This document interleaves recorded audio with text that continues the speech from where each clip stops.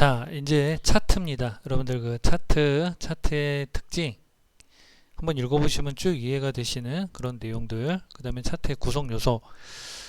차트의 구성 요소는 화면을 통해서 한번 볼게요. 여러분들 그 차트를 작업을 하려면 차트의 각각의 구성 요소를 알아야죠. 요소를 알지 못하면 어느 부분을 어떻게 할 수 있다 이런 것들이 이해가 안 돼요. 그래서 차트의 구성 요소를 좀 보도록 하겠습니다. 자, 임의의 차트를 제가 하나 좀 띄웠는데요. 그 차트 마우스를 클릭하지 마시고 마우스를 이렇게 얹어 놓으면 차트 요소의 명칭이 나타나죠. 차트 제목이라는 걸 알 수가 있고요. 그 다음에 이걸 세로값축이라고 하고요. 그러면 이쪽에 있는 것은 보조 세로값축이라는 걸 알 수가 있죠. 그러면 요 밑에는 가로 항목축이라고 하고 그 다음에 요 내용을 계열이라고 하는데 여기 표시되어 있는 요 파란색 있잖아요. 요게 이제 범례가 되는 거고요. 그 다음에 요 각각의 계열에서 요 상단에 있는 요 내용이 바로 데이터 레이블에 대한 내용입니다. 데이터 레이블. 그 다음에 요게 이제 눈금선이 있고요. 자, 그 다음에 요 바깥에가 차트 영역이고 요 안이 그림 영역입니다. 그래서 이 차트에 대한 각각의 그 구성 요소는 기본적으로 여러분들이 알고 계셔야 차트에 대한 내용을 이해할 수 있다라는 거, 그 점을 꼭 숙지를 하시고, 그 다음에 차트의 작성과 크기 조절하는 방법, 이건 별 어려운 내용은 아니고요. 그리고 이제 우리가 그 차트를 편집할 때 쓰는 그런 메뉴들인데요. 이 메뉴들은 우리 책에 있는 내용 정도로 쭉 읽어보시면서 숙지를 하시되 추가로 설명을 좀 드리면은 차트를 선택을 하면 어떻게 되나요? 위에 차트 도구 디자인 탭하고 서식 탭이 나타나는데 거기에 디자인 탭에 해당되는 저 내용들이에요. 그 내용들을 우리가 이용을 해가지고 차트를 편집할 수 있다라는 거니까 그 내용을 위주로 차트 편집 내용을 여러분들이 숙지를 하시고요. 자, 그 다음에 이제 차트의 서식 설정 부분이 있어요. 이 서식 설정 부분은 또 우리가 이제 그 작업창에서 하나하나 또 이해를 해야 되는데요. 각각 우리가 여기 구성 요소에 대한 요소를 우리가 한번 언급을 했고 거기에 대한 내용을 숙지를 했잖아요. 그래서 각 요소별로 작업창이 있어요. 예전에는 각 요소별로 대화 상자가 나타났는데 지금은 대화 상자가 아니라 작업창을 이용을 해가지고 우리가 차트 서식을 설정할 수 있다라는 거죠.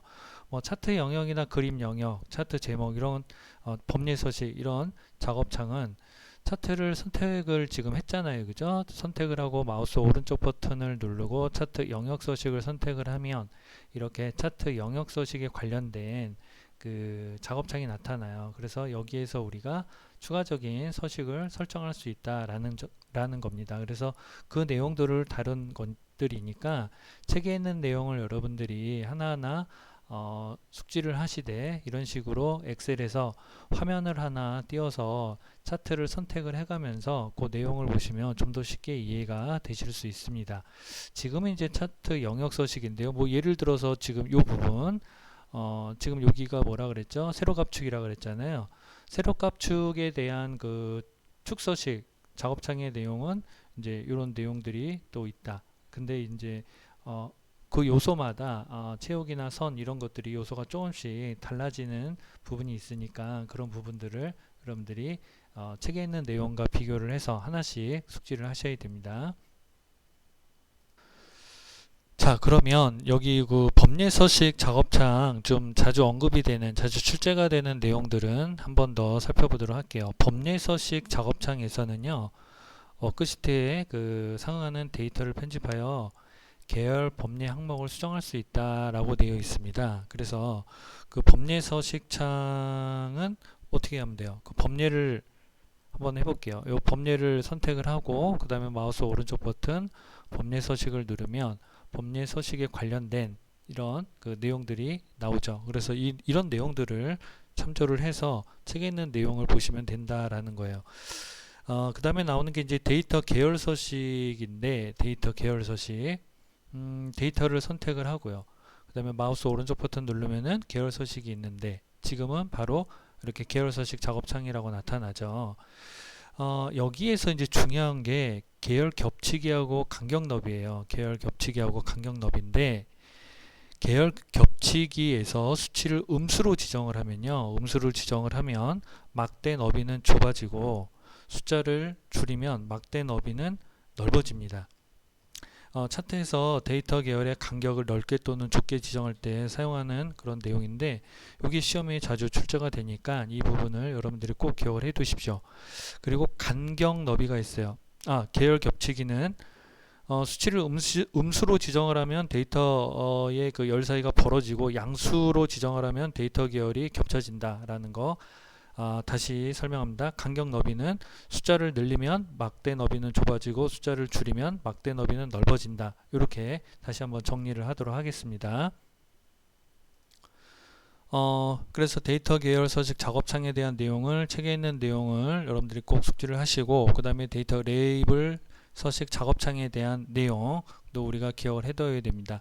그리고 축서식 작업창에서는 어떤 거를 기억을 좀 해야 되냐면 이 축서식 요걸 선택을 했을 때 축서식에서 나타나는 내용 중에서 이 선에 대한 내용들 여러분들이 기억을 좀 해 두셔야 돼요. 선에 대한 내용을 기억을 하고 그 다음에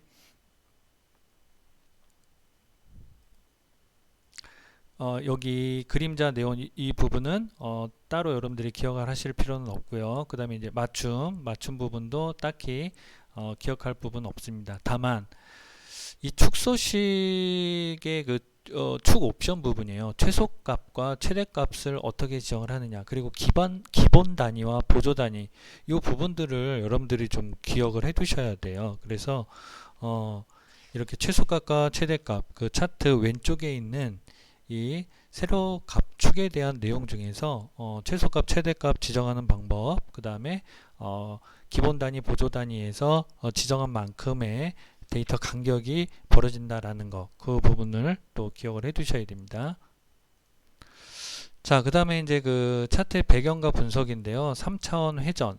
자, 3차원 회전에서는 뭐냐면 중요한 부분이 3차원 회전이라고 하면 여러분들이 상식적으로 2차원 차트에서 될까요? 네, 2차원 차트는 해당 사항이 없습니다. 3차원 차트에서만 해당되는 내용이고 특히 원형이나 도넛형 이 차트는 각각의 데이터 계열을 드래그해서 조각마다 서로 다른 색을 지정할 수가 있죠. 드래그해서 조각을 분리할 수도 있고요. 그래서 이 부분을 기억을 하시고 그 다음에 3차원 회전에 해당되는 각 항목의 내용들 기억을 해 두십시오. 자, 그리고 추세선이라고 하는 것은 데이터의 추세를 그 그래프로 따로 나타내는 그런 선인데 데이터 예상이나 표본을 미리 확인할 수 있다라는 그런 부분. 그리고 여기에서는 추세선을 사용할 수 있는 차트와 추세선을 사용할 수 없는 차트 그 부분을 여러분들이 기억을 해 두십시오. 자, 그리고 오차 막대 설정에 대한 내용도 우리 책에 있는 내용 정도는 기억을 해 두셔야 됩니다. 자, 그리고 차트의 데이터 변경 내용은 책에 있는 언급된 내용 정도만 기억을 해 두시고 딱히 그렇게 크게 중요한 부분은 아닙니다. 자, 그리고 차트의 종류 및 특징이 있어요. 차트의 종류와 특징이 참 중요한데요. 세로 막대형에 대한 특징, 그 다음에 가로 막대형에 대한 특징, 그 다음에 넘어가서 꺾은 선형에 대한 특징, 그 다음에 원형에 대한 특징, 영역형, 분산형, 주식형, 도넛형, 표면형, 거품형, 방사형 전부 다 특징을 여러분들이 암기를 좀 하셔야 되고요. 우리 여기 각각 표에 있는 세부 내용까지는 솔직히 뭐 몰라도 상관없습니다. 하지만 지금 표 위에 있는 이 각각의 표에 대한 특징들은 여러분들이 꼭 암기를 좀 해 두셔야 문제 푸는데 무리가 없습니다. 그래서 차트 종료 관련 문제를 하나 좀 풀어보도록 하겠습니다. 자, 2019년도에 출제가 됐던 문제인데요. 차트에 대한 설명을 옳지 않은 것은 해가지고 각각 차트에 대해서 특징을 이렇게 설명을 하고 있죠. 꺾은 선형 차트는 일정 간격에 따라 데이터의 추세를 나타내게 적합하다. 그 다음에 이제 원형 차트 전체에 대한 각 부분의 관계를 보여주며 여러 데이터 계열이 각각의 고리로 표시된다. 이게 좀 잘못된 것 같고요. 방사형 차트는 각 데이터 요소의 중간 지점에 대한 값의 변화를 보여주며 여러 데이터 계열의 집계 값을 비교하기에 용이하다. 그 다음에 분산형 차트는 여러 데이터 계열에 있는 숫자 값 사이의 관계를 보여주거나 두 개의 숫자 그룹을 XY 좌표로 이루어진 하나의 계열로 표시한다. 답은 2번이 잘못됐네요. 원형 차트는요, 하나의 데이터 계열을 사용을 하죠. 그래서 중요 요소를 강조할 때 사용을 하는 그런 차트이기 때문에 원형 차트에서 이 부분이 많이 언급이 되거든요. 여러 데이터 계열을 사용한다. 그런데 원형 차트는 여러 데이터 계열을 사용하지 않습니다. 하나의 데이터 계열을 사용한다. 이런 점들을 기억을 꼭 해두셔야 돼요. 그리고 뭐 그 밑에도 보면은 뭐 3차원 차트로 변경이 가능한 차트 유형은 뭐냐 해가지고 이번에는 그림으로 나타내는데, 그림으로도 여러분들 차트 종류를 구분할 수 있어야 돼요. 1번은 도넛형, 2번은 분산형, 그 다음에 3번은 영역형, 4번은 주식형, 이렇게 돼 있어 가지고 영역형에 대한 그 특징은 시간에 따른 그 변동 크기를 강조하고 합계값을 추세와 함께 표시할 수 있다라는 그런 부분이거든요. 그래서 지금 여기 보시면은 요 3번이 영역형인데요. 3차원 차트로 변경이 가능한 차트는 여기 보면 2차원 차트만 가능하고 3차원이 불가능한 차트에는 이런 것들이 있다라고 되어 있죠. 그래서 그 부분에서 지금 변경이 가능한 차트는 3번 영역형에 대한 내용인데요. 그 영역형에 대한 내용도 여러분들이 숙지를 하시면 충분히 풀 수 있는 그런 문제라고 볼 수 있겠습니다. 자, 그리고 이제 혼합형 차트가 있어요. 혼합형은 말 그대로 혼합된 거예요. 여러 개의 데이터 계열로 이루어진 차트에서 특정 데이터 계열만 선택해서 다른 차트로 나타낸 거. 이게 이제 혼합형인데요. 두 개 이상의 차트를 사용해서 차트에 포함된 특정 데이터 값을 강조할 수 있다라는 점. 아까 그 차트 예를 보여드린 건데 이게 사실은 혼합형이에요. 지금 요게. 원래는 세로 막대형 차트에서 특정 계열을 이렇게 바꾼 겁니다. 꺾은 선형으로 바꾼 이런 부분이니까 이게 이제 혼합형이라고 볼 수가 있는데, 이 혼합형은 2차원 차트끼리는 혼합형 차트를 만들 수 있지만 2차원과 3차원 차트를 혼합할 수는 없어요. 그런 점도 여러분들이 좀 기억을 좀 해 두셔야 되고요. 지금 요 부분에서 혼합형이 나왔으니까 하나 좀 언급을 좀 할게요. 지금 이 꺾은 선형에서 마우스 오른쪽 버튼 눌러서 데이터 계열 서식으로 좀 볼까요? 데이터 계열 서식이 아니라면 데이터 레이블 서식. 자, 데이터 레이블 서식이 맞겠네요. 데이터 레이블 서식으로 보면은 여러분들 그 레이블 옵션 내용이 있어요. 그래서 셀 값을 지정하느냐, 계열 이름, 항목 이름, 값, 그 다음에 지선을 표시할 거냐, 요 구분되는 이 레이블 내용도 여러분들이 같이 좀 기억을 해 두시는 게 좋겠습니다.